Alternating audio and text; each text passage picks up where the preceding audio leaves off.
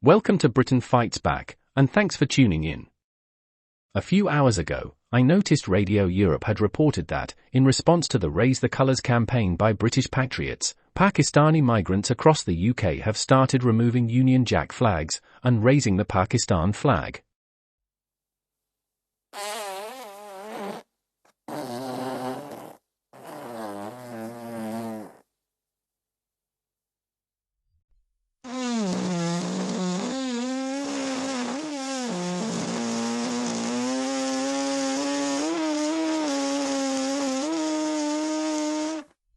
This, of course, is unacceptable. It's intolerable, and let's face it, whatever reason or excuse is made, it's bloody intimidating.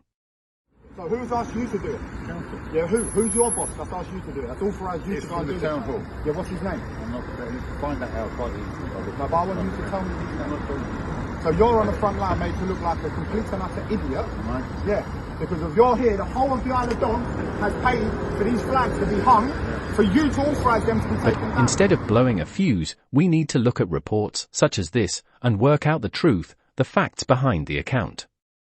So many times facts are left out of reports and sensationalism is inserted either as clickbait or shock factor.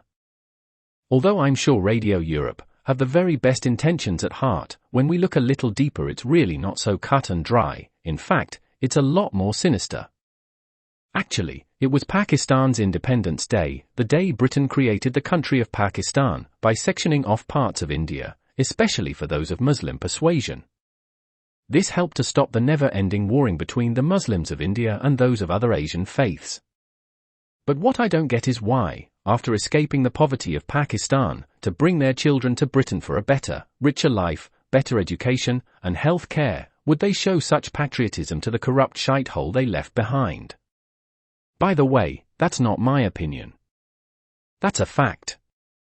If councils, representing a heavy Pakistani heritage populace, celebrating and hoisting the flag of Pakistan on British soil, had not ripped down our Union flag at the same time, there'd be no problem. But instead it's caused bad feelings from patriotic Brits, and what comes across as smirking from the councils is just another bull's eye in the dartboard of insults to British families on British soil. Have a look at this. So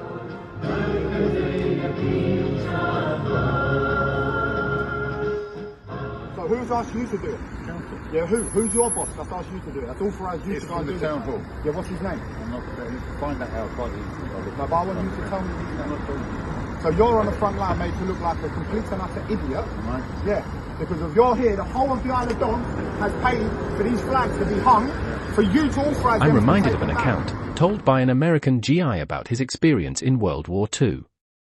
He said, words to the effect of, "You can find no better man to fight alongside than a Tommy." Apparently, he and a British soldier, also known as a Tommy, had been given instructions to move forward. Tommy turned, with a wry grin and fag hanging out the corner of his mouth, and said, "Come on then, wanker, let's get on with it."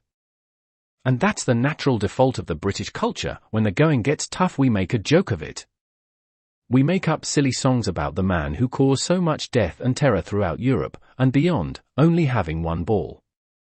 It's warfare via insult, and then we roll our sleeves up and, along with our allies, kick 7 bells out of the dirt bag. So no surprise then, when suggestions like, put your rubbish on the street in a St. George's flag rubbish bag, that way the council will pick them up within the hour.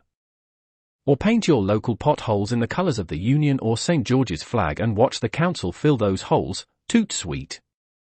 It's just the British way. Apparently a revolution is coming.